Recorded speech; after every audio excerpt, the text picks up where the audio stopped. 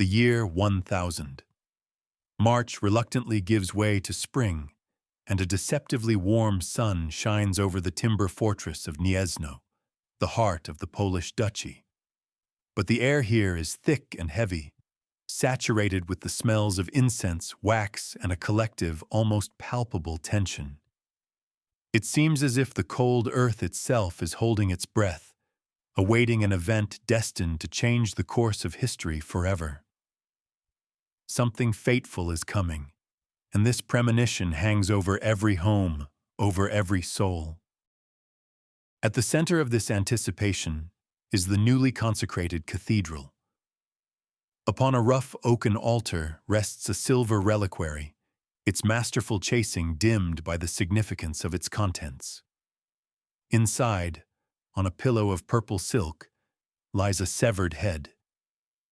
3 years ago, it belonged to the Bishop of Prague, Wojciech. Now, it is the priceless relic of the holy martyr, Saint Adalbert.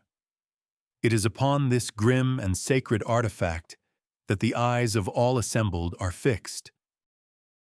Before the reliquary, for which the Polish Duke paid the pagan Prussians an equal weight in gold, the most powerful ruler of the Christian world has bent his knee.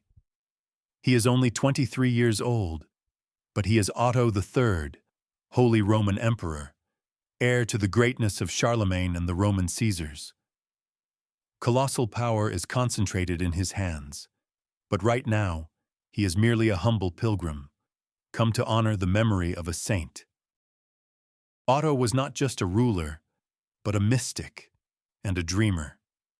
His mind was consumed by the great idea of renovatio imperii Romanorum, the renewal of the Roman Empire as a universal Christian state.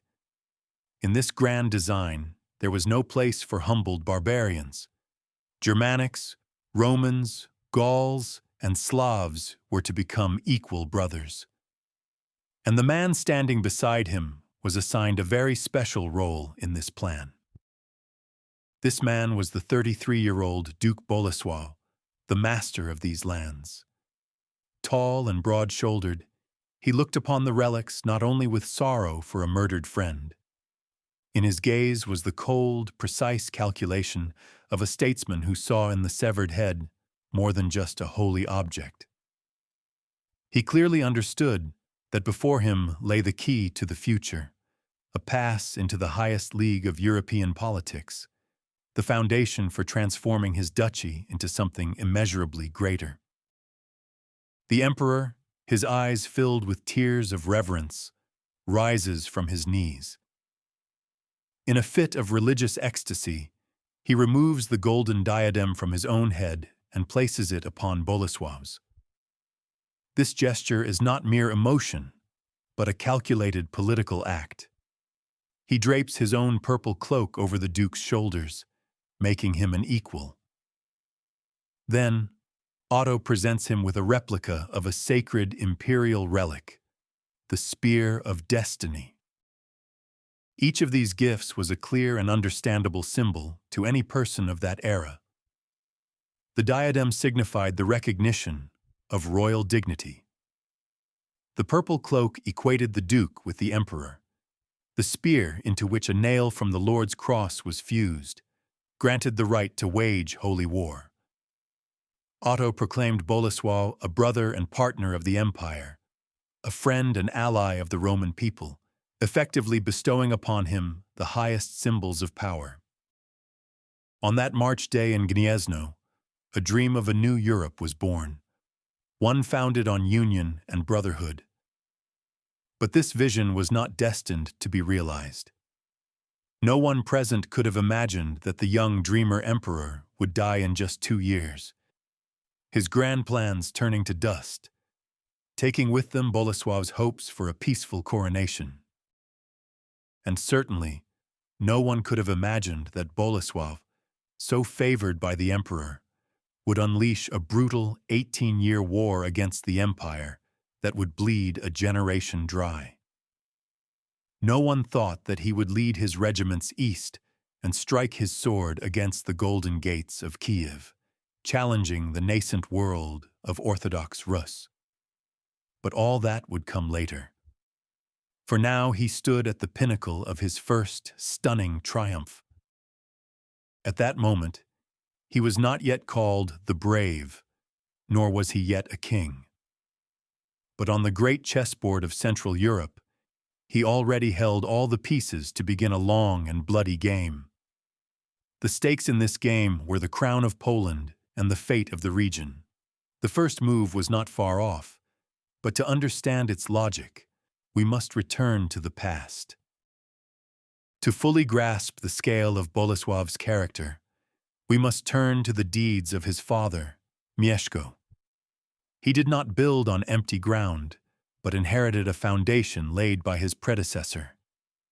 It was Mieszko who made the tectonic shift, forcibly tearing his people from the twilight forests and swamps of paganism and dragging them into the political orbit of Christian Europe, where myth had already given way to history.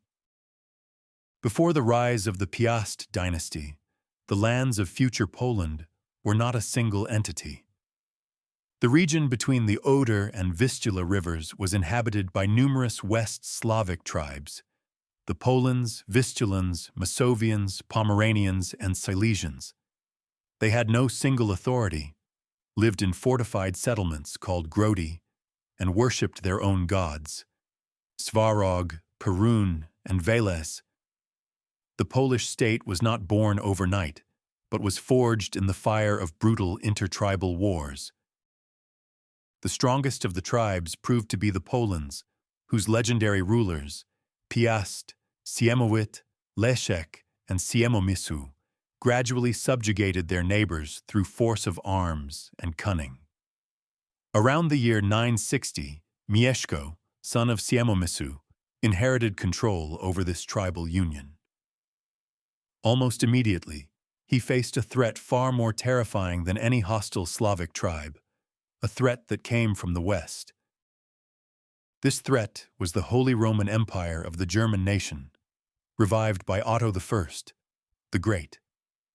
The empire saw its mission not only in uniting German lands, but also in a relentless push to the east, the famous Drang nach Osten.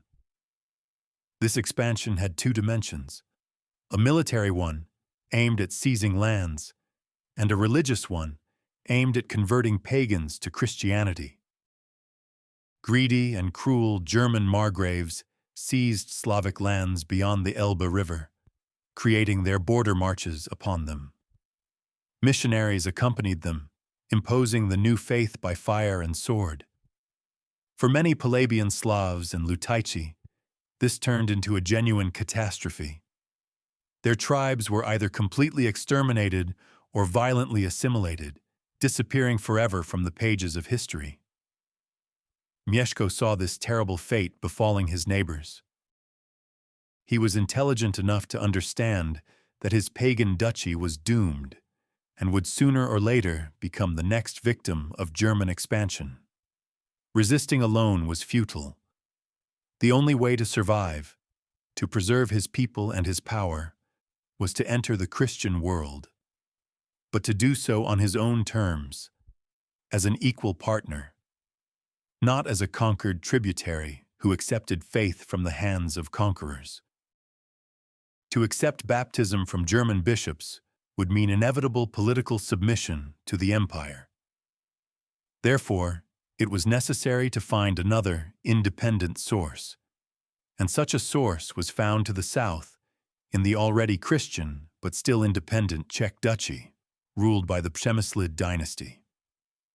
This was a subtle and far-sighted diplomatic move that would define Poland's future.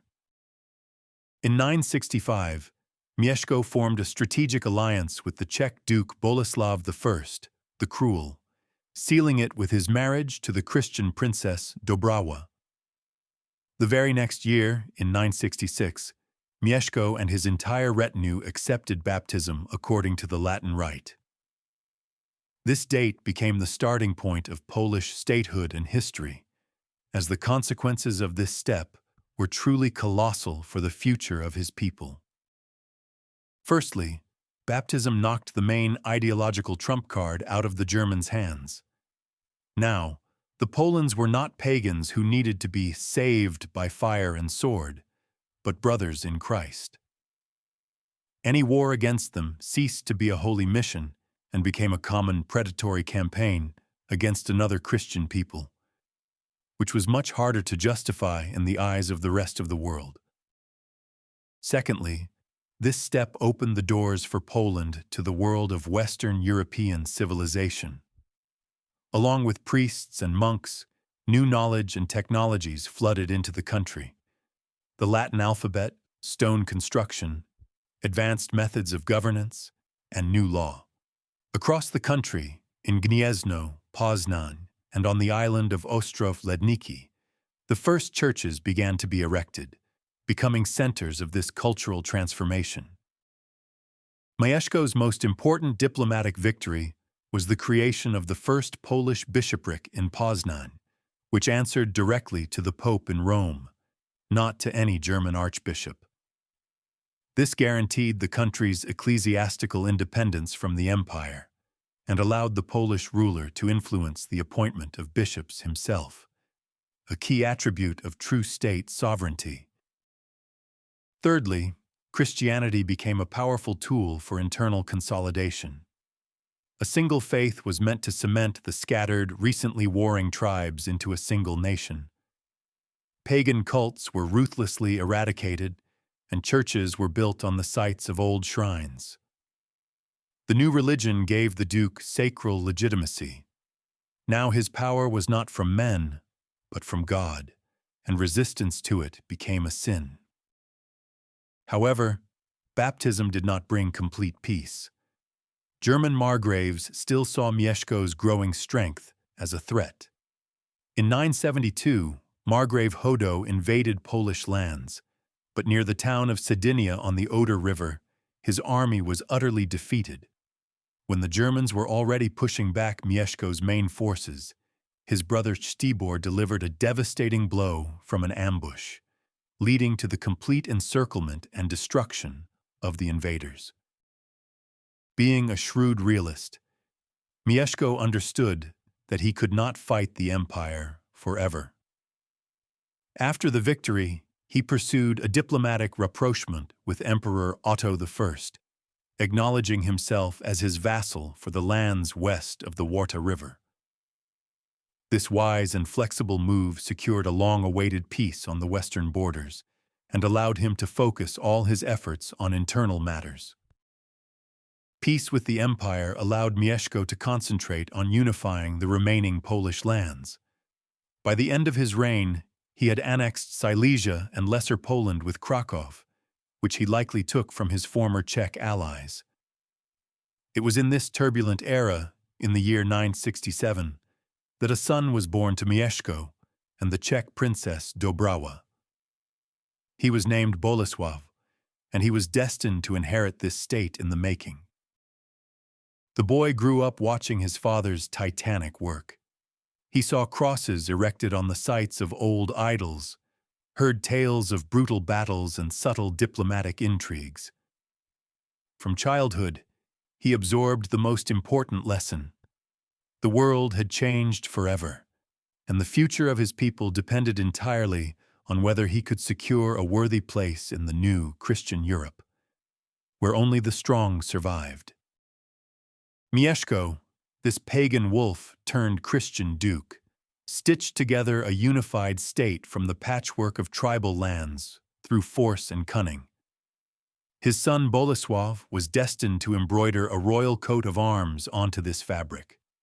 But before he could take up this work, he had to prove his right to the inheritance itself, entering a brutal struggle even at his great father's deathbed.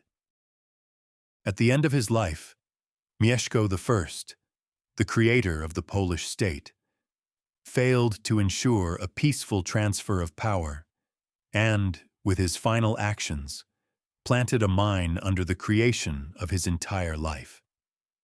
This problem of succession, the curse of many European monarchies, was set to explode immediately after his death. And the first to have to defuse it was his eldest son, Bolesław.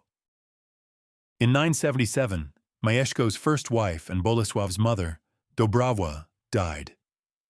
Her death not only severed an important dynastic alliance with Bohemia, but also paved the way for a new marriage. Soon after, Mieszko, out of political necessity, married a second time, and this union had fatal consequences for the country's future, giving rise to a cruel dynastic conflict. The new choice was Oda, daughter of the powerful German Margrave Dietrich of Haldensleben. This marriage was an act of pure politics, intended to strengthen ties with the Saxon aristocracy.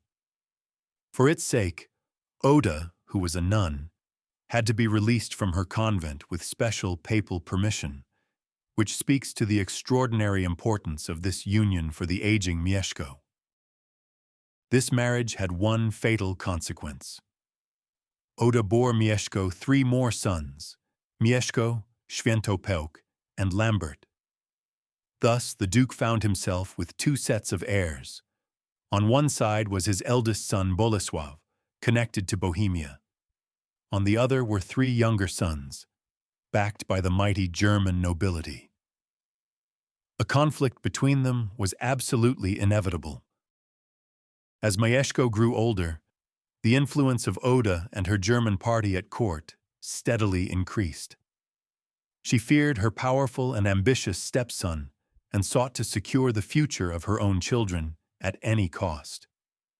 Bolesław, by then a grown warrior who had participated in his father's campaigns, saw his stepmother and half-brothers as a direct threat to his birthright. The court in Gniezno split into 2 warring camps. Shortly before his death, in 991 or 992, Mieszko I took a mysterious and still debated step. He created a document known as the Dagome Judex. In this act, the Duke, referred to as Judge Dagome, along with his wife Oda and their sons, transferred his entire state of Gniezno to the direct patronage and protection of the Pope, the Holy See. On one hand, this was a brilliant diplomatic move that crowned Mieszko's entire policy. By placing his state under the Pope's patronage, he definitively removed it from the jurisdiction of both German archbishops and the emperor himself. Now, anyone who encroached upon Polish lands would automatically become an enemy of St. Peter, which was a powerful guarantee of independence. However, there was one extremely alarming detail in this document. In the list of donors transferring the state to Rome's protection, Mieszko, his wife Oda, and their sons were mentioned. The name of Bolesław, the principal and legitimate heir, was absent from this list. This fact can be interpreted as a direct indication that he was being disinherited. Historians still debate the reasons for this. Some believe that Bolesław had already received a separate domain to rule, such as Lesser Poland, and was therefore not mentioned. Others see it as direct evidence that the old duke, under pressure from Oda, decided to divide the state among all his sons. Whatever the case, on May 25, 992, Mieszko I died, and the mine he had planted immediately exploded. Immediately after Mieszko's death, civil war broke out. Oda and her sons, likely relying on support from their German relatives, attempted to seize power and implement the will to divide the country. But they greatly underestimated Bolesław. He was 25 years old, an experienced warrior, and most importantly, he had the support of the larger part of his father's retinue, the main pillar of ducal power. Bolesław had no intention of dividing what he considered his by birthright. He acted swiftly, decisively, and ruthlessly, as befitted a ruler in that harsh era. The details of this struggle have not reached us, but it is known that the conflict was short, lasting only a few months, and ended in the complete and unconditional victory of Mieszko's eldest son. He dealt with the vanquished pragmatically and cruelly. He did not kill his half-brothers, fearing the revenge of their powerful German relatives. but exiled them from the country along with their mother, Oda. He then committed an act of exemplary intimidation, ordering the blinding of his stepmother's two main advisors, the influential nobles Odalen and Przybyłoj. The gesture was a clear signal to all. In that era, blinding was not just a punishment, but a method of political liquidation. A blind man could not lead an army into battle, and therefore could not claim power. With this terrible act, Bolesław sent an unambiguous message to the entire nobility.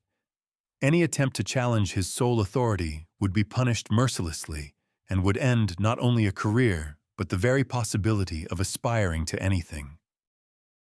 By the end of 992, Bolesław had become the sole ruler of his father's entire state, forcibly cancelling any plans for its division. He proved that he had inherited not only Mieszko's lands, but also his iron will and statesmanship. This brutal victory, won not against an external enemy, but against his own family, became his true baptism by fire as a ruler and prepared him for future, even greater achievements. Now that his rear was secure, Bolesław could turn his gaze to foreign policy. He had shown himself to be a man who would stop at nothing to achieve his goals. And soon, fate itself brought him together with a wandering bishop from Prague named Wojciech, a meeting that would forever change both his own life and the future of all of Poland. While Bolesław was asserting his power by force, a personal and political drama was unfolding in neighboring Bohemia that seemingly had no connection to Poland. But it was these events that would ultimately place in the Polish duke's hands the most powerful instrument of his future policy, the relics of a holy martyr. At the center of this story was the bishop we have already met, Wojciech, or Adalbert.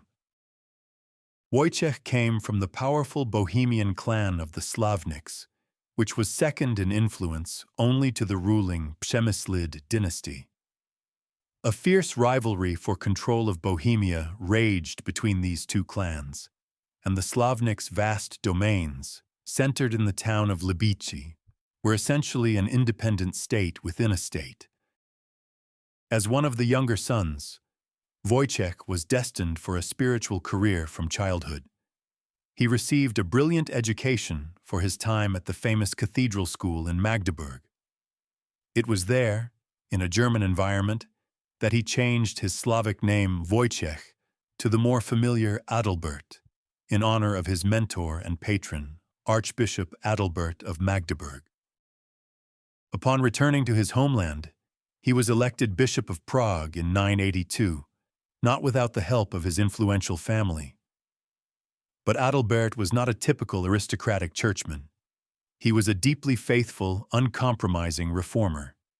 He was genuinely shocked by the morals prevailing in his diocese, where Christianity was still very superficial and pagan customs were as strong as ever.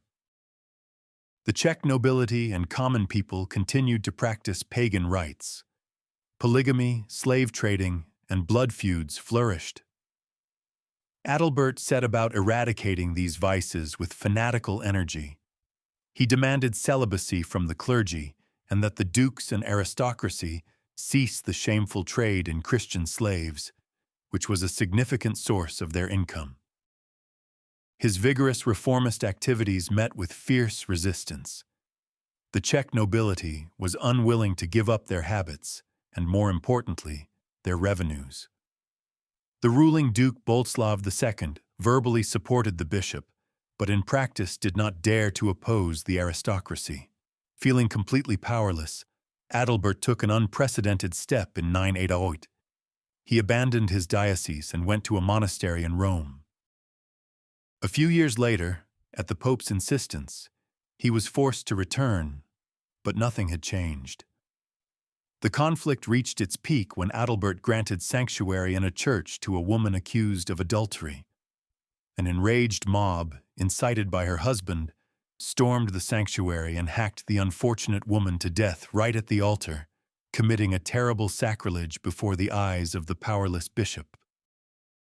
Shattered by this blasphemy, Adalbert laid a curse upon his flock and left Prague for the second and final time. At this moment, his personal drama became intertwined with high politics. In 995, the Czech Duke Bolesław II, taking advantage of the fact that Adalbert's brothers were away on a campaign with the emperor, treacherously attacked the Slavnik capital of Libici and ordered the brutal massacre of their entire clan, including women and children. For Adalbert, the path home was now closed forever. He had become an exile, deprived of both his bishop's see and his family. He channeled all his indomitable energy into a new goal: missionary work among wild pagan peoples, dreaming of bringing them the light of Christ's faith, even at the cost of his own life. First, he went on a mission to Hungary, where, according to some accounts, he baptized the future King Stephen I. Then he arrived at the court of the Polish Duke Bolesław.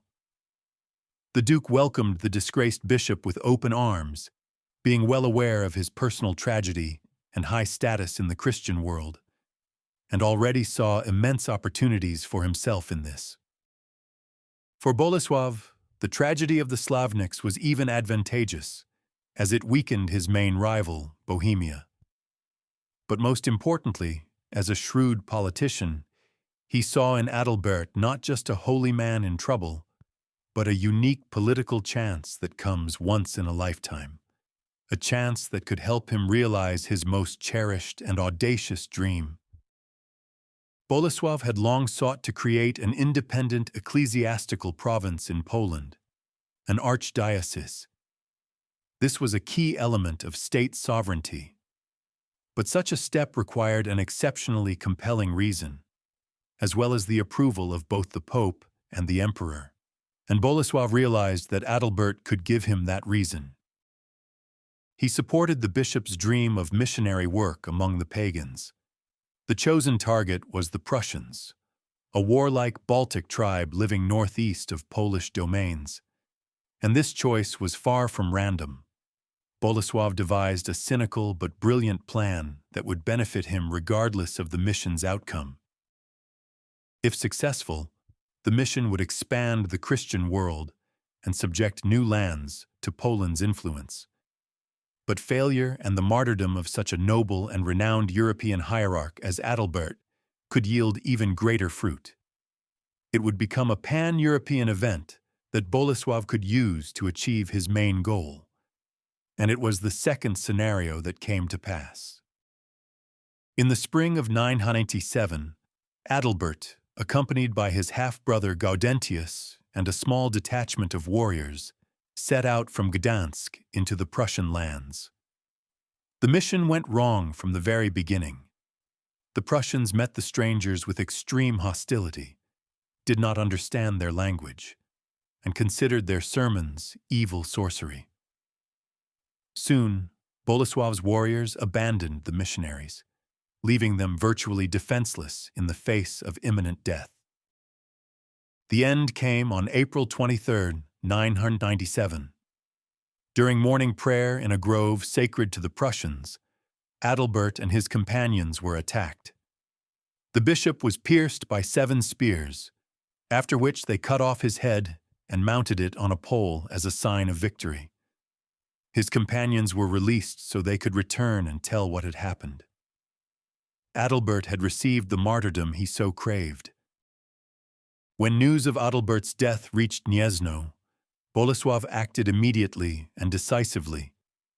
He sent envoys to the Prussians with an offer to buy the martyr's body. The pagans demanded as much gold as the remains weighed. Bolesław, without hesitation, paid this enormous price. The saint's body was triumphantly transported to Gniezno and buried in the main cathedral. Bolesław's calculation had paid off completely. The news of the martyrdom of Adalbert, a noble hierarch and a friend of the emperor himself, shook all of Christian Europe. Pope Sylvester II immediately canonized him, making him the first Slavic saint to be venerated throughout the Western Church. The young and devout Emperor Otto III, for whom Adalbert had been a spiritual mentor, was deeply devastated by the death of his friend and teacher. Otto decided to personally undertake a pilgrimage to the martyr's grave in Gniezno. Thus, Bolesław got everything he wanted. He became the guardian of the relics of a new pan-European saint. His capital, just yesterday the center of a semi-barbaric duchy, instantly transformed into an important pilgrimage center. And most importantly, the emperor himself was coming to visit him. The Polish duke prepared for this meeting, understanding that his entire future and the future of his country depended on it. He intended to give the emperor a reception that would capture his imagination and prove to everyone that the Polish state was not a barbarian frontier, but a powerful and civilized power worthy of royal status. The game, which began with a bet on the life of one bishop, was entering its decisive phase. In March of the year 1000, an unprecedented procession led by Emperor Otto III moved along the snow-covered roads into the heart of the Polish lands. As he approached the destination of his pilgrimage, he dismounted from his horse and, as a sign of penance and humility, continued on foot, barefoot. But this was not just an act of personal piety. It was a carefully calculated political gesture within his grand plan to reshape all of Christian Europe. Bolesław, understanding the full importance of the moment, prepared for the reception on a truly imperial scale. He rode out to meet Otto at the very border of his domains on the Bober River. Seeing the barefoot emperor, he, as the chronicler writes, could not hold back his tears. All along the guest's route stood regiments of his retinue, and luxurious tents were set up, demonstrating the wealth and power of the Polish ruler. The main spectacle awaited Otto in the capital itself. Gallus Anonymous, the first Polish chronicler, although writing more than a century later, relied on oral traditions to leave a rapturous description of this reception, which was intended to demonstrate that Bolesław was not a tributary, but a powerful and equal ally to the emperor, ready to become a pillar of his future empire. When the emperor entered Gniezno, he was astonished. The city was richly decorated with precious fabrics, and the nobility glittered with gold and silver. But most of all, according to the chronicler, he was impressed by Bolesław's huge and superbly organized retinue, divided into detachments by the color of their clothing. Otto considered the number of knights incredible and admitted that their ruler was worthy of a royal title. The climax of the visit was the 3 days spent in Gniezno. The central event was, of course, the joint prayer at the tomb of Saint Adalbert. But outside the cathedral walls, in the quiet of the chambers, high politics were unfolding. Two young rulers, the 33-year-old Bolesław and the 20-year-old Otto, bound by personal friendship and reverence for the saint, discussed the future of all of Europe. Otto III, raised by his mother, the Byzantine princess Theophanu, was not a typical Germanic ruler. He dreamed of creating a universal Christian empire that would unite the heritage of Rome, the sophistication of Byzantium, and the energy of the young barbarian peoples, primarily the Slavs. His ideas were too revolutionary for his time and his entourage. His plan for the renewal of the Roman Empire envisioned not German domination, but a federation of 4 equal sister kingdoms: Italy, Germany, Gaul, and Sclavinia, the land of the Slavs. In this grand scheme, a key role was assigned specifically to Poland and Bolesław. And at the Congress of Gniezno, this dream began to take on very concrete political and ecclesiastical forms. The ecclesiastical outcome of the Congress was the fulfillment of Bolesław's greatest dream. In Gniezno, with the consent of the emperor and the papal legate, an independent archdiocese was established. The first archbishop was Gaudentius, St. Adalbert's half-brother. 3 new bishoprics, in Krakow, Wrocław, and Kołobrzeg, were made subordinate to this new metropolitan see. Poland had achieved ecclesiastical sovereignty. This was an event of immense importance. The establishment of its own archdiocese meant Poland's complete ecclesiastical independence from Germany. From now on, the Polish Church answered directly to Rome, not to Magdeburg.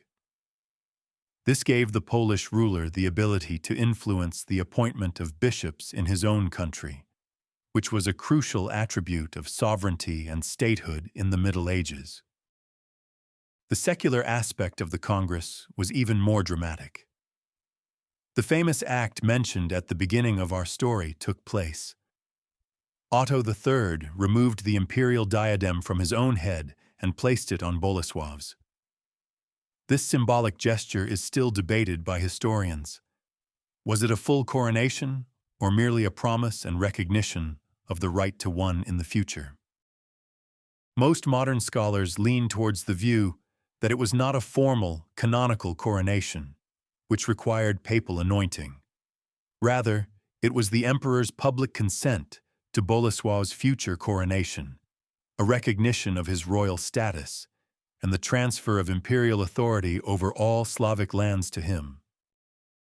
The exchange of gifts was also full of deep symbolism. Bolesław presented the emperor with the most valuable relic, the arm of St. Adalbert. In return, Otto gave him a replica of the imperial spear of St. Maurice, one of the main symbols of power. The presentation of this relic signified the transfer of military authority and the recognition of Bolesław as the empire's main military ally in the east. The German chronicler, Thietmar of Merseburg, who disliked both the Poles and Otto III's policies, wrote about these events with unconcealed irritation. He noted with indignation that it was hard to believe how the emperor could make a mere tributary like Bolesław into a lord, elevating him immeasurably above all others. After 3 days of lavish feasts, Otto left Gniezno. Bolesław escorted the emperor all the way to Magdeburg. It seemed that a true golden age was dawning for Poland. It had become a full and recognized part of the Christian world, and its ruler had transformed from a tribal duke into a figure of pan-European stature, a brother and partner of the emperor. All his dreams seemed to be coming true, and the coveted crown was just one step away. However, political peaks can be deceptive. Bolesław did not yet know that the foundation of his triumph, built on a personal friendship with a dreamer emperor, was terribly fragile. Fate was already preparing its blow, one that would bring this house of cards crashing down and force the Polish duke to seek the path to the crown not through friendship and diplomacy, but through blood and iron. The euphoria of the Congress of Gniezno was short-lived. Otto III's revolutionary plans to create a universal empire met with muted but stubborn resistance from the conservative German nobility. They were accustomed to seeing the Slavs merely as objects of conquest and colonization, and a policy of brotherhood with them seemed a direct betrayal of German interests. Otto himself, increasingly immersing himself in Byzantine rituals, seemed like a foreigner to the Germans. Fate granted him too short a time. Upon returning to Italy, he faced a revolt by the local nobility, and in January 1002 he died of malaria. He was only 22 years old. He was the last of his dynasty, and with his death, his grand dream of a new, united Europe also died. For Bolesław, the news of Otto's death was a true catastrophe. He had lost not just a powerful ally, but a friend and patron who was willing to voluntarily grant him a crown. The entire elegant political structure, so painstakingly built at Gniezno, collapsed in an instant. The future of Poland was once again in question. Now everything depended on who would become the new ruler of the empire. In the fierce struggle for the empty throne that began, the main contender was Henry, Duke of Bavaria, great-grandson of King Henry the Fowler, and this man was the complete opposite of his predecessor. Henry was no dreamer. He was a pragmatist to the core, a cold, calculating, and harsh politician for whom only the interests of the German kingdom came first. He had no intention of continuing the policy of brotherhood with the Slavs, whom he saw either as tributaries to be kept in submission or as enemies to be destroyed. Bolesław understood perfectly well what Henry's rise to power threatened and tried to intervene in the struggle for the throne by supporting another candidate, Margrave Eckhard of Meissen. But he was soon assassinated, and in June 1002, Henry of Bavaria was crowned in Mainz as King Henry II of Germany. The friendship between Poland and the Empire was over. The first clash between the two rulers occurred at the Diet in Merseburg. Bolesław arrived to swear allegiance to the new king for the lands he had received from Otto. Henry received him coldly and humiliatingly, publicly refusing to recognize the Polish duke's rights and privileges that his predecessor had granted him. But that was only the beginning. On the way back, as Bolesław was leaving Merseburg, he and his retinue were attacked. The Polish duke barely escaped. He had no doubt that the new king himself was behind this assassination attempt, carried out with his tacit approval or even on his direct order. It was an unheard-of insult and a de facto declaration of war. Bolesław realized that a peaceful agreement was impossible.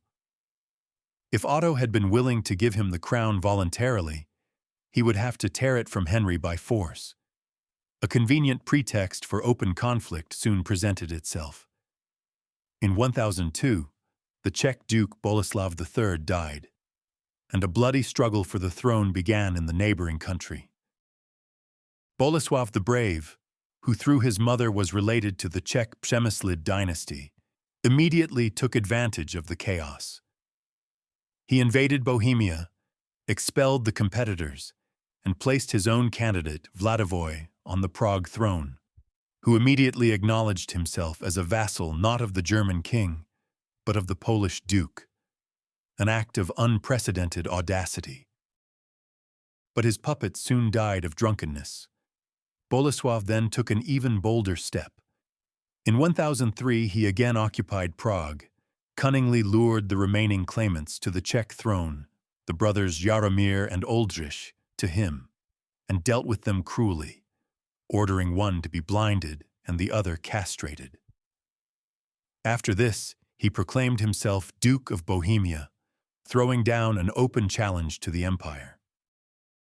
This was a direct and undisguised challenge to Henry II. Bohemia was traditionally considered a vassal of the empire, and by seizing it, Bolesław was not just interfering in the imperial sphere of influence, he was creating a huge Slavic state stretching from the Baltic to the Danube, which became a mortal threat to German dominance in Central Europe. Henry demanded that Bolesław immediately swear a vassal's oath to him as Duke of Bohemia. Bolesław, willing to be a vassal for disputed borderlands but not for his main domains, proudly refused. This refusal meant war. In 1003, the first of 3 long and bloody wars between Poland and the Empire began, which would continue with interruptions for 18 years. The era of friendship and dreams of a universal empire was definitively over. It was replaced by an era of iron and blood. 2 of the greatest and most implacable rulers of their time, Bolesław the Brave and Henry II, clashed in a mortal struggle. At stake were not only lands and cities, but the very model for the future of Central Europe. Would it be a German world, or would there be a place in it for a powerful Slavic kingdom? This war was not like knightly tournaments. It was a brutal, grueling war of attrition, a total war in which both sides used any means to inflict maximum damage on the enemy. It was waged not only on battlefields but also in the spheres of diplomacy, propaganda, and even through alliances with pagans, which was unheard of at the time. The first phase of the war, from 1003 to 1005, began unsuccessfully for Bolesław. Henry II invaded Bohemia, and the local nobility, dissatisfied with the harsh Polish rule, immediately defected to his side. Bolesław was forced to abandon Prague and retreat. Bohemia, his first major conquest, was lost, but the war was not over. In 1005, Henry, building on his success, moved his troops deep into Polish lands and reached Poznan itself. Realizing that he could not defeat the huge imperial army in an open field, Bolesław was forced to enter into peace negotiations. Under the terms of the peace, he renounced all his conquests, Bohemia, Moravia, and Lusatia. It was a heavy, humiliating defeat. It seemed that the Polish duke's excessive ambitions had been finally broken. But Bolesław was not one to give up easily. He used this forced truce to recover his strength, fortify his defenses, and prepare for revenge, patiently waiting for a moment when his opponent would be distracted by other problems to strike back. And as soon as Bolesław felt that such a moment had arrived, he immediately resumed the war. Its second phase, from 1007 to 1013, was much more successful for the Poles. Bolesław not only regained the lost lands of Lusatia and Milsko, but also carried the hostilities into enemy territory, making devastating raids deep into German lands, reaching as far as Magdeburg. This war was waged with incredible cruelty on both sides. The German chronicler Thietmar, who hated Bolesław, cannot hide his horror in describing how troops burned towns and villages, massacred or enslaved the civilian population. What particularly outraged him as a bishop was that the Christian king Henry II did not scruple to use the aid of the pagan Lutaici, sworn enemies of Poland, in the war against the Christian Poles. The culmination of this struggle was the heroic defense of the small Silesian fortress town of Niemca in 1017. Henry II, by then already crowned emperor, gathered a huge army, including elite German knights, Czech allies, and 10,000 pagan Lutici, to wipe this outpost of Polish resistance off the face of the earth.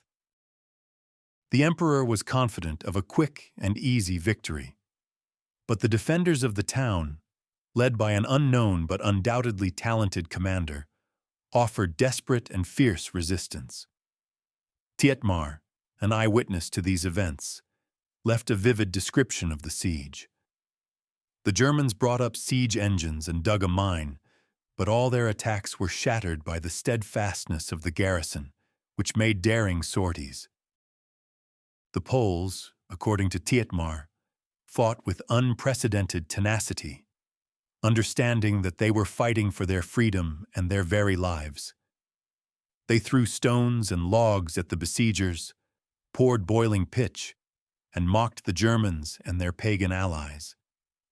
As a sign of their righteousness, they placed a holy cross on the fortress wall, contrasting their Christian faith with the perfidy of the emperor who had brought idolaters to their land. In the end, having failed to break the resistance of a handful of brave men, Henry II was forced to lift the siege and retreat in disgrace. The siege had dragged on, and hunger and disease began to spread in his huge army. This humiliating fiasco was a severe moral blow to the empire, and the heroic defense of Niemca forever entered the history of Poland as a symbol of indomitable spirit and the will to resist. Earlier, in 1013, between the second and third phases of the war, a temporary compromise truce had been concluded in Merseburg. Under its terms, Bolesław acknowledged himself as the emperor's vassal, but only for the disputed lands of Lusatia and Milsko, which remained in his possession.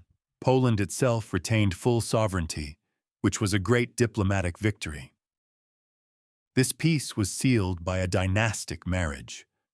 Bolesław's son, Mieszko II, married the emperor's niece, the noble German aristocrat Richeza.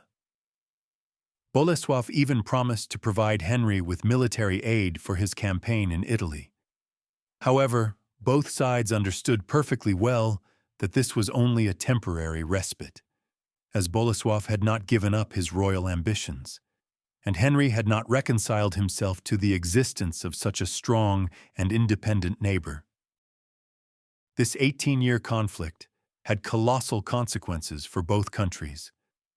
It exhausted their resources and brought untold suffering to the population of the border regions.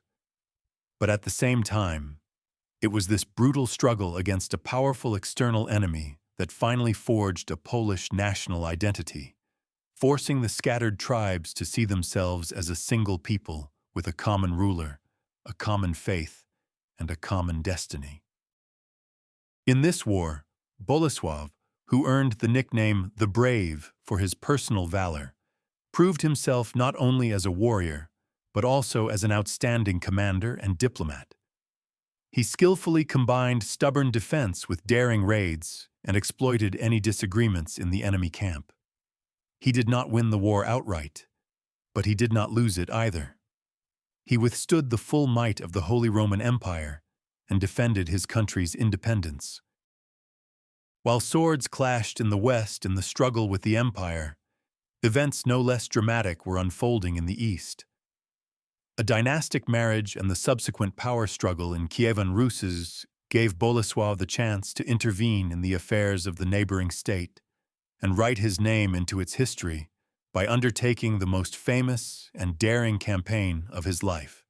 This became possible thanks to his daughter's marriage. Around the year 1013, during a lull in the war with Henry II, Bolesław married one of his daughters to Sviatopolk, the Prince of Turów. Sviatopolk was one of the many sons of the Grand Prince of Kyiv, Vladimir Sviatoslavich, the baptizer of Rus. This marriage, like everything Bolesław did, was a far-sighted and subtle political move aimed at strengthening his influence. The goal of this alliance was to expand Poland's influence to the east. Along with the young princess, the Bishop of Kołobrzeg, Rheinbern, also arrived in Turów. His official task was the spiritual care of the Catholic flock, but in reality, he was to serve as a political advisor to Sviatopolk and, in essence, be Bolesław's agent of influence at the court of the potential heir to the Kievan throne. Grand Prince Vladimir regarded this alliance with great suspicion. He saw in it not only an attempt by his son to secure foreign support, but also a threat of the spread of Latin Christian influence in Rus. Soon, upon receiving a report that Sviatopolk, his wife, and Rheinbern were plotting a conspiracy, Vladimir ordered all three arrested and thrown into a dungeon in Kyiv. For Bolesław, this was both a grave personal insult and a complete failure of his Eastern policy. He could not leave his daughter in captivity. In 1015, simultaneously with the resumption of the war against Henry, he, having secured the support of the long-standing enemies of Rus', the Pecheneg nomads, carried out a devastating raid on the Russian borderlands, demonstrating his resolve. But in the summer of 1015, the situation changed dramatically. Grand Prince Vladimir died. With his death, a brutal fratricidal war immediately began among his sons. Sviatopolk was released from prison, seized the Kievan throne, and, to strengthen his power, committed a terrible crime. According to the Chronicle, he sent assassins to kill his younger brothers Boris and Gleb, whom their father had loved most. Boris and Gleb, showing unprecedented Christian humility, accepted death without resistance, unwilling to raise a hand against their elder brother. They later became the first Russian saints, canonized as passion-bearers. And Sviatopolk, for this fratricide, went down in history with the nickname the Accursed, meaning like Cain. However, Sviatopolk had another, much stronger and more dangerous rival, his half-brother Yaroslav, who ruled in Novgorod. With the support of the Novgorodians and a hired Varangian retinue, Yaroslav went to war against the fratricide. In the decisive battle near Lübeck, he utterly defeated Sviatopolk's army, who was forced to flee to his father-in-law, Bolesław the Brave, and beg for his help. For Bolesław, this was his true moment of glory. He now had a legitimate pretext to invade Rus', to restore his son-in-law to the throne. In 1018, immediately after concluding the favorable Peace of Bautzen with the Empire, which freed his hands in the west, Bolesław gathered a huge army and marched east to decide the fate of the Kievan throne. His army was truly international. Besides Polish warriors, it included 300 German knights sent by Henry as a sign of alliance, 500 Hungarian mercenaries, and a detachment of steppe nomads, the Pechenegs. Yaroslav came out to meet this army at the western Bug River. Here, on the border of two worlds, the decisive battle was to take place. The Russian chronicler relates that Yaroslav did not have time to prepare properly for battle. While his soldiers were setting up camp and his commanders were exchanging taunts with Bolesław across the river, the Polish duke suddenly gave the order to cross. The armored Polish and German knights swiftly forded the river and fell upon the bewildered and unprepared Russian army. Yaroslav's army was completely routed. He himself, with only a few followers, managed to escape to Novgorod. The defeat so demoralized him that he wanted to flee further across the sea to the Varangians. Only the persuasions of the Novgorodians, who promised to gather a new army for him, made him stay and prepare to continue the fight. And the path to Kyiv was open for Bolesław. The city, left defenseless, surrendered to the victor.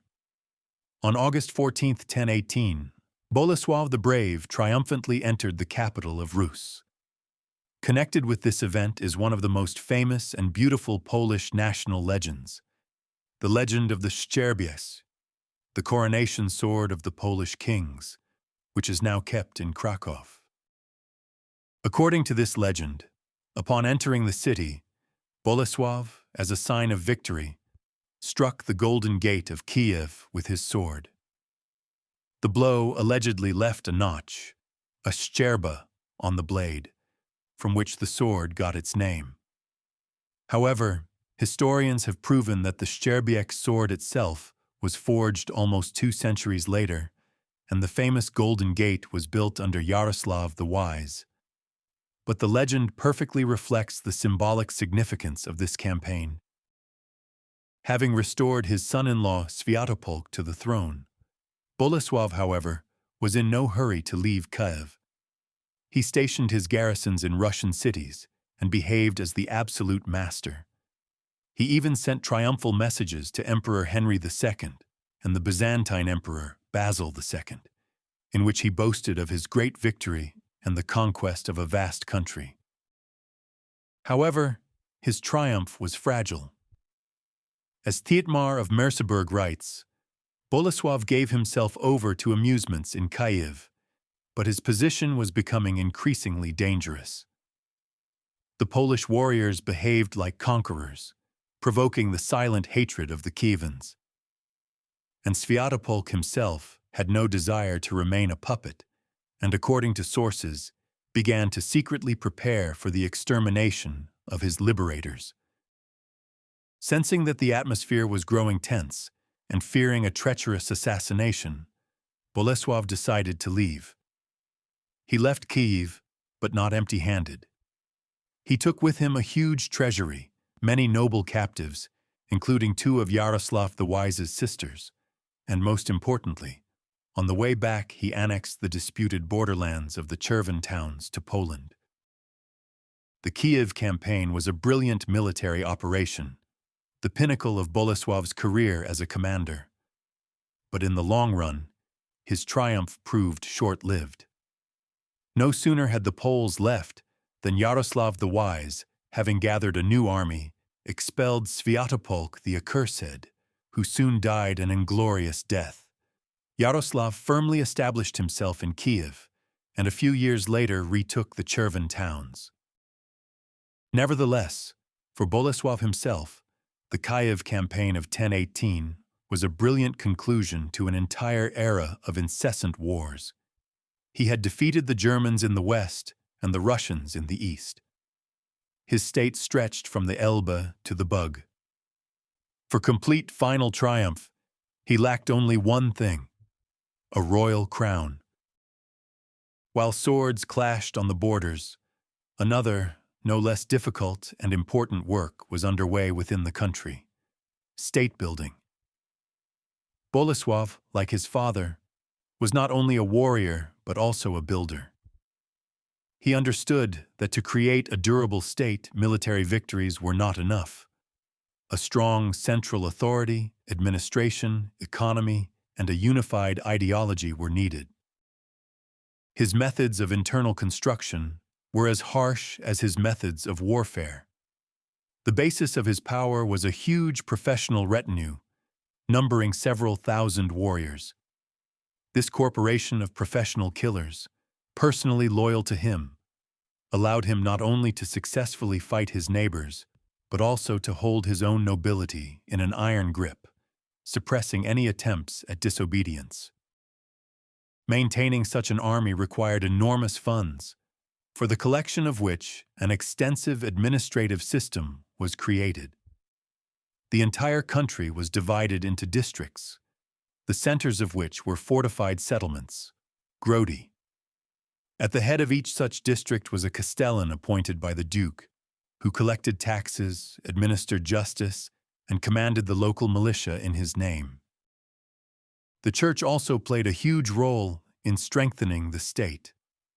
Bolesław, who had made titanic efforts to create an independent Polish church organization, understood perfectly well that the church was not only an institution of faith, but also a powerful tool of governance, ideology, and cultural integration of the country into the European space. Priests and monks, being practically the only literate people, performed the functions of officials, advisors, and diplomats. Monasteries became centers of education and advanced technologies. But most importantly, by supporting the church, Bolesław received a powerful ideological justification for his authority. The church taught the flock that the duke was God's anointed, and any disobedience to him was a grave sin. However, the process of Christianization and centralization was far from smooth. Pagan beliefs were still very strong among the people, and many secretly continued to worship the old gods. Bolesław eradicated the remnants of paganism and imposed the new order with truly iron cruelty, not shying away from the most draconian measures to achieve his goal. The German chronicler Thietmar, although an enemy of Bolesław, describes his harsh laws with grudging respect. For instance, if a commoner ate meat during Lent, the duke ordered his teeth to be knocked out. For adultery, the guilty party was tied to a bridge with a knife placed nearby, offering a terrible choice: either die of starvation or perform self-castration to save one's life. An important step in strengthening the country's sovereignty and economy was the minting of its own coin. Before Bolesław, various foreign currencies were used in Poland: Arab, Byzantine, Western European. He became the first Polish ruler to establish mass production of his own silver denarii, which was a crucial sign of true statehood. His name and title, Duke of Poland, were minted on these coins. Some rare specimens even bore his stylized image in a helmet or crown, which speaks to his royal ambitions long before the coronation. The minting of coin was not only an economic, but also a powerful propaganda tool, spreading the ruler's name and image to the most remote corners of his vast domain. So what kind of ruler was Bolesław to his subjects? For his retinue, the high nobility, and the clergy, he was undoubtedly a great leader and a generous patron. They participated in his campaigns, sharing his glory and rich spoils, received lands and high offices from him, and were therefore his loyal supporters. But for the vast majority of the population, for the common peasants and craftsmen, his reign was most likely a heavy burden. The endless wars, the construction of strongholds, the maintenance of a huge retinue and court, all this demanded their sweat and blood, falling on their shoulders in the form of unbearable taxes and duties. The idealized image of a father of the nation was created by court chroniclers much later. In the Chronicle of Gallus Anonymous, who wrote at the court of Bolesław's great-grandson, Poland during the time of the first king appears as a fairy tale land of universal prosperity, where justice and such order prevailed that even common women wore gold jewelry without fear of robbers. The German chronicler Tietmar, on the contrary, paints a portrait of a cruel, ambitious, and treacherous tyrant who knew neither honor nor pity. The truth, as is often the case, lies somewhere in between. Bolesław was neither a saint nor a demon. He was a son of his cruel age and built his state with the methods available and understandable to him, methods of force, coercion, and fear. He created order, but this order was harsh, and the foundation of Polish statehood was mixed not only with clay and stone, but also with the blood and tears of his subjects. Throughout his long and turbulent life, Bolesław pursued a single primary goal. All his wars and alliances, intrigues and marriages, the building of strongholds and churches, everything was subordinated to one great ambition: to transform his Slavic duchy into a full-fledged European kingdom, and himself from a simple duke into God's anointed, a king. In the Middle Ages, a crown was not just a beautiful headpiece, it was the highest symbol of sovereignty. A king, unlike a duke or a prince, was considered equal to other kings and even the emperor himself. His power, consecrated by the Church, came directly from God. A coronation introduced the country and its ruler into the elite club of the highest Christian monarchies. The first time Bolesław came incredibly close to this goal was in the year 1000, during the Congress of Gniezno. His friendship with the dreamer Emperor Otto III seemed to open a direct and easy path to the crown. But the early death of his patron and the rise to power of his enemy, the pragmatic Henry II, shattered these hopes for a long time. For almost 2 decades, Bolesław fought with Henry not for a crown, but for the very existence of his state. Any of his attempts to obtain a royal title were met with categorical opposition from the emperor, who did not want to further strengthen his restless neighbor. And the papal see, which at that time was heavily dependent on the emperors, did not dare to go against his will. Bolesław had to wait for more than 20 years. And then, in 1024, the political situation in Europe changed dramatically.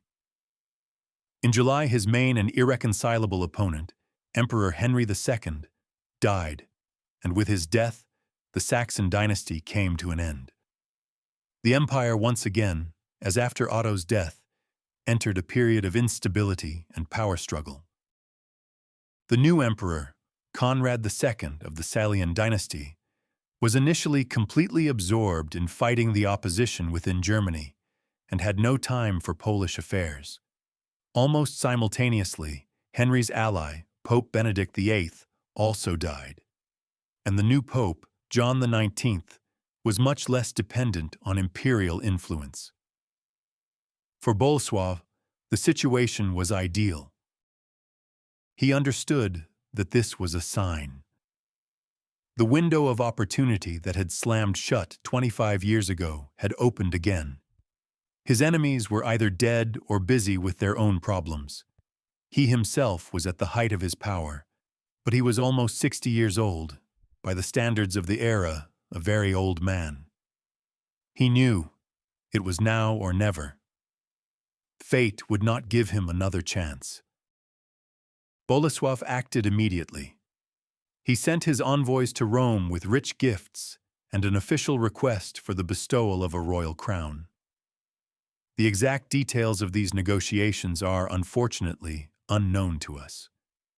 We do not know if the Polish duke was more cunning or simply more generous than his opponents, but the result exceeded all expectations. Perhaps Bolesław acted in a secret pact with the new Emperor Conrad, who might have agreed to the coronation in exchange for a promise of peace. Or perhaps, and this is more likely, he simply seized the moment and achieved his goal in Rome without asking for the empire's consent. German chroniclers write with irritation that he illegally and arbitrarily usurped the royal title.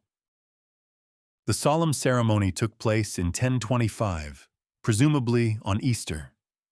It happened in the very cathedral in Gniezno, where the relics of Saint Adalbert rested, whose martyrdom had opened the way for Bolesław to this day. The Archbishop of Gniezno performed the sacred rite of anointing and placed the crown on the head of Bolesław I, the Brave. He became the first king of Poland. This was the moment of his highest absolute triumph. His life's work was complete. The son of a duke of a semi-pagan tribal union had become God's anointed, the founder of a royal dynasty. He had brought his country and his people into the family of European kingdoms on equal terms. He had achieved everything he wanted, and even more. But he was not fated to enjoy this triumph. Fate, as if laughing at him, granted him only a few moments to enjoy the fruits of his victory. Just 2 months after his coronation, on June 17, 1025, Bolesław I, the Brave, the first king of Poland, died suddenly. The cause of his death remains a mystery to historians to this day. The chroniclers report no preceding illness. Such a sudden death at the pinnacle of power immediately gave rise to rumors and legends of poisoning. We will never know the truth. His passing was the final, dramatic chord in his turbulent biography. He left his son, Mieszko II, a huge kingdom, a royal title, and a whole tangle of deadly problems and irreconcilable enemies. The death of Bolesław was not just the end of one man's life. It was the end of an entire heroic era of the formation of the Polish state. With his departure, the colossal figure upon whose iron will the entire edifice rested disappeared. And this edifice immediately began to totter, threatening to collapse and bury the work of 2 generations of rulers under its rubble. The legacy he left to his son, Mieszko II, was both magnificent and extremely dangerous. On one hand, it was a huge, recognized kingdom with an independent church organization. On the other, it was a country surrounded on all sides by enemies that Bolesław had made over decades of wars, and they were all thirsty for revenge. The new German Emperor Conrad II did not forgive Bolesław's unauthorized coronation. The Czechs dreamed of retaking Moravia and avenging past humiliation. And in the east, the Grand Prince Yaroslav the Wise was gaining strength, having forgotten neither the shameful defeat on the Bug, nor the sacking of Kyiv, nor the seizure of the Chervan towns. They were all just waiting for the moment to collect their debts. Mieszko II was an educated and capable ruler, but he lacked his father's charisma and iron grip. Almost immediately after Bolesław's death, the weakened Poland was simultaneously attacked from the west and east by the armies of the German Empire and Kievan Rus. At the same time, Mieszko's younger brothers, whom he had previously exiled, started a rebellion within the country.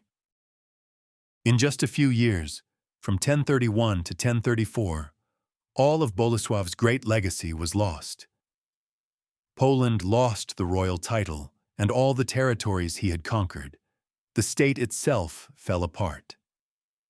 Chaos reigned in the country, exacerbated by a powerful pagan rebellion, as the desperate populace began to burn churches and kill priests. It seemed that all the titanic work of Mieszko and Bolesław had been in vain. It took decades for Bolesław's grandson, Casimir I, the restorer, with the support of those same Germans and Russians, to piece the shattered state back together. But it would never again achieve the power and influence it had possessed under its first great king. So, who was Bolesław the Brave in the end? For Polish national historiography, especially in the Romantic tradition of the 19th century, he is the greatest hero, the father of the nation, the creator of a mythical Poland from sea to sea, and a symbol of past greatness, a knight who fought the powerful empire on equal terms and won. For his German contemporaries, such as the chronicler Tietmar, he was the complete opposite, a treacherous, perfidious, and cruel tyrant, an ungrateful vassal who raised his hand against his lords. The Russian primary chronicle paints him in no less dark colors, as a proud and lustful invader who brought only blood and ruin to the Russian land. Modern historical science sees in him a figure far more complex and tragic. Bolesław was, without a doubt, one of the most outstanding statesmen of his era. He possessed clear, strategic thinking, an unbending will, and a truly indomitable energy that allowed him to reach incredible heights. He completed his father's work, definitively bringing Poland to the circle of European powers. But his excessive ambitions and goals were extreme, even for his cruel age. His continuous wars on two fronts, in the west and in the east, exhausted the strength of his young, not yet consolidated country to its limits. His conquests proved fragile and were lost almost immediately after his death. He built an edifice that was too large and heavy for the foundation laid beneath it. In this sense, he was more of a brilliant adventurer and conqueror than a wise state-builder thinking of the distant future. And yet, it was he who laid the myth, the idea of a great, strong, and independent Poland that would inspire his descendants for 1,000 years. He was the first to wear the royal crown, asserting his people's right to their own sovereign place in history. In this lies his main, enduring significance. Enduring. The story of Bolesław the Brave is a testament to how one person's will can forge a nation, and how fragile that construction can be. His legacy is not a simple tale, but a complex chronicle of ambition, faith, and iron. If stories like this, where the fates of nations are decided, resonate with you, don't miss our future explorations. We appreciate your attention. Subscribe to our channel, give us a like, and share your thoughts in the comments about who the first king of Poland became for you. Your support allows us to continue this work. Until we meet again.